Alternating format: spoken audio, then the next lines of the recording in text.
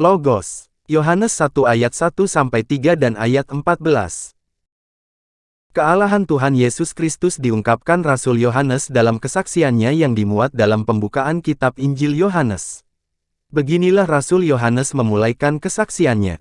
Pada mulanya adalah Firman, Firman itu bersama-sama dengan Allah dan Firman itu adalah Allah. Ia pada mulanya bersama-sama dengan Allah. Segala sesuatu dijadikan oleh Dia, dan tanpa Dia tidak ada suatu pun yang telah jadi, dari segala yang telah dijadikan. Firman itu telah menjadi manusia, dan diam di antara kita, dan kita telah melihat kemuliaannya, yaitu kemuliaan yang diberikan kepadanya sebagai anak tunggal Bapa, penuh kasih karunia dan kebenaran. Mengawali tulisan yang diwahyukan Tuhan kepadanya, Rasul Yohanes langsung menuliskan hal-hal penting tentang Logos yaitu Yesus Kristus, pre-existence, coexistence, dan self-existence Logos, Logos sebagai pencipta, hidup, dan terang, Logos menjadi manusia, Logos diam di antara manusia, dan Logos dan kemuliaannya. Yohanes 1 ayat 1-18. Mengawali Injilnya, Rasul Yohanes menulis, pada mulanya adalah Firman, Firman itu bersama-sama dengan Allah dan Firman itu adalah Allah. Yohanes 1 ayat 1, pada mulanya adalah Firman. Frase ini menunjukkan pre-existence Logos.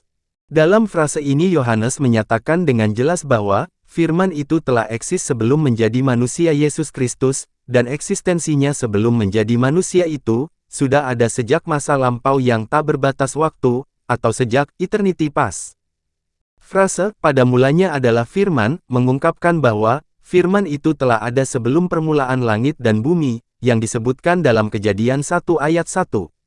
Firman itu telah ada sejak kekekalan.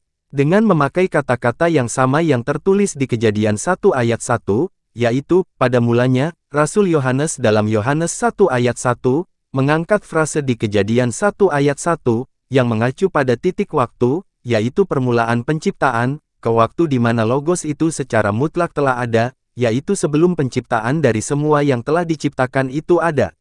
Bandingkan Yohanes 1 ayat 3, Yohanes 17 ayat 5, 1 Yohanes 1 ayat 1, Efesus 1 ayat 4, Mazmur 90 ayat 2. Frase, pada mulanya, di Yohanes 1 ayat 1, serupa artinya dengan, sebelum dunia ada, dalam Yohanes 17 ayat 5, Yohanes 17 ayat 24, Efesus 1 ayat 4, dan 1 Petrus 1 ayat 20. Frase, pada mulanya, dalam Yohanes 1 ayat 1 ini menegaskan keberadaan atau eksistensi Logos yang abadi atau kekal. Di sini Rasul Yohanes menegaskan bahwa Logos atau Firman, tidak hanya ada sebelum penjelmaannya, tetapi, sebelum semua perhitungan waktu itu ada, yaitu, dalam keabadian atau kekekalan, sebelum semua makhluk diciptakan dan menjadi ada. Dunia telah ada sejak awal penciptaannya, tetapi Logos atau Firman telah ada sejak mulanya, yaitu dalam keabadian sebelum penciptaan dunia.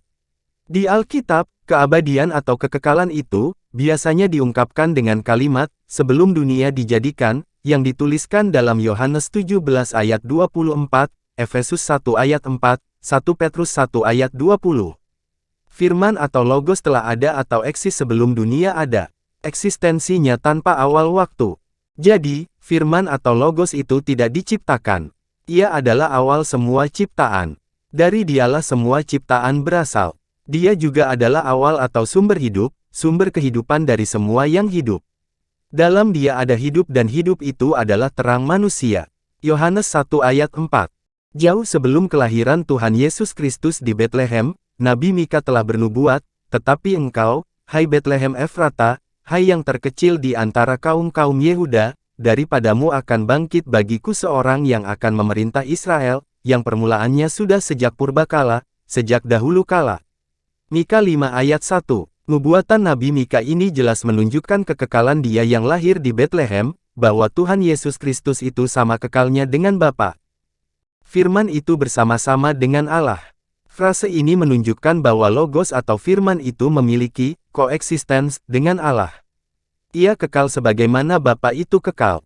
3 kali dalam Yohanes 1 ayat 1, Rasul Yohanes memakai N sebagai bentuk imperfect dari eimi, yang menunjukkan eksistensi kekal yang tentu saja tak berbatas dari Sang Firman yaitu Logos. Tuhan Yesus Kristus tentu saja memahami hal ini, sehingga Ia mengucapkan pernyataan ini, sebelum Abraham jadi, aku telah ada. KJV berbunyi, Before Abraham was, I am. Teks aslinya lebih jelas lagi berbunyi, Prin Abraham genestai, ego eimi. Yohanes 8 ayat 58. Ayat ini jelas menunjukkan perbedaan yang mencolok antara Abraham yang mempunyai awal atau permulaan sehingga kata genestai yang dipakai. Sedangkan Yesus yang tidak mempunyai awal atau permulaan karena kekal, ditunjukkan dengan penerapan ego eimi untuk dirinya dalam ayat ini. Frase, bersama-sama dengan, yang dipakai dalam Yohanes 1 ayat 1 ini teks aslinya adalah pros. Selain menunjukkan koeksistens Logos dengan Allah, kata depan pros juga menunjukkan bahwa pribadi Logos itu dapat dibedakan dari Bapa, tetapi tak terpisahkan dengan Bapa, sekaligus menunjukkan keintiman hubungan, kesempurnaan persekutuan antara Logos dengan Allah yang tidak dapat diungkapkan oleh kata-kata lain dalam bahasa Yunani Perjanjian Baru, seperti sin atau meta. Firman itu adalah Allah. Frase terakhir Yohanes 1 ayat 1 ini menunjukkan self-existence Logos, sekaligus menyatakan kualitas Logos yang sama dengan Allah. Logos itu adalah Allah tetapi bukan satu-satunya pribadi kealahan. Logos itu bukan salah satu Allah. Logos itu adalah Allah. Logos sebagai pencipta, hidup, dan terang. Setelah menyatakan dengan tandas bahwa firman atau Logos itu adalah Allah, Rasul Yohanes menopang pernyataannya itu dengan menambahkan bahwa Logos itu adalah pencipta, Logos adalah sumber hidup, dan Logos adalah terang.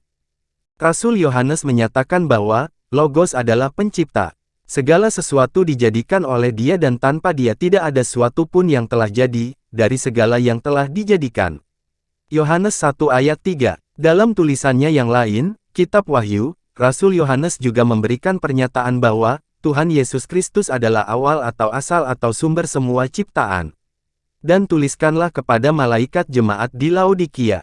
Inilah firman dari Amin, saksi yang setia dan benar, permulaan dari ciptaan Allah. Wahyu 3 ayat 14.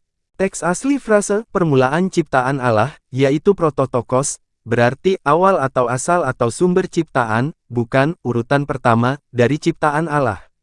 Ini juga ditandaskan dalam pernyataan Rasul Paulus, tentang Tuhan Yesus Kristus, untuk menyanggah mereka yang menyalah tafsirkan tulisannya, dengan menyatakan, segala sesuatu diciptakan oleh Dia dan untuk Dia. Kolose 1 ayat 16. Untuk lebih menjelaskan argumentasinya bahwa, Logos itu adalah Allah dan bukan hanya serupa dengan Allah, Rasul Yohanes menulis, dalam Dia ada hidup dan hidup itu adalah terang manusia. Terang itu bercahaya di dalam kegelapan dan kegelapan itu tidak menguasainya. Yohanes 1 ayat 4-5. Logos adalah hidup dan sumber hidup. Rasul Yohanes mencatatkan pernyataan Tuhan Yesus Kristus, yang berkata kepada murid-muridnya, Akulah jalan dan kebenaran dan hidup. Tidak ada seorang pun yang datang kepada Bapa, kalau tidak melalui aku. Yohanes 14 ayat 6.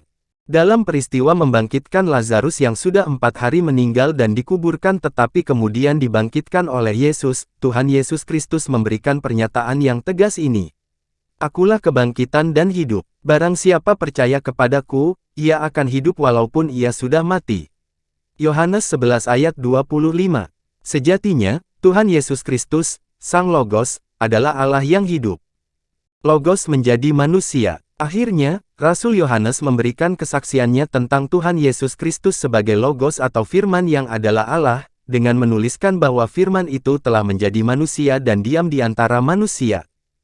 Firman itu telah menjadi manusia, dan diam di antara kita, dan kita telah melihat kemuliaannya, yaitu kemuliaan yang diberikan kepadanya sebagai anak tunggal Bapa, penuh kasih karunia dan kebenaran. Yohanes 1 ayat 14. Peristiwa firman yang adalah Allah, kemudian menjadi manusia dimaknai sebagai peristiwa inkarnasi. Bagi Allah yang Maha Kuasa, menjadi manusia itu bukanlah suatu hal yang mustahil. Sebab bagi Allah tidak ada yang mustahil. Lukas 1 ayat 37. Tetapi manusia, apalagi manusia berdosa, tidak dapat menjadi Allah.